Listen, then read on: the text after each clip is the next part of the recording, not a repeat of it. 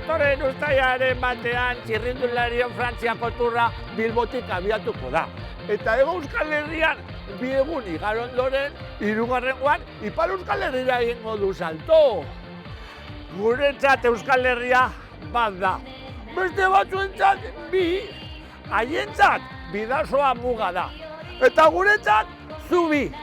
Margotu ditzagun ikurriñak eta bidali guri. Mosaiko eder bat egingo dugu eta mundura zabaldu. Errepideak eta kaleak ikurriñez beteko ditugu. Bai!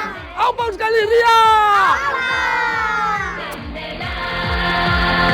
Eskue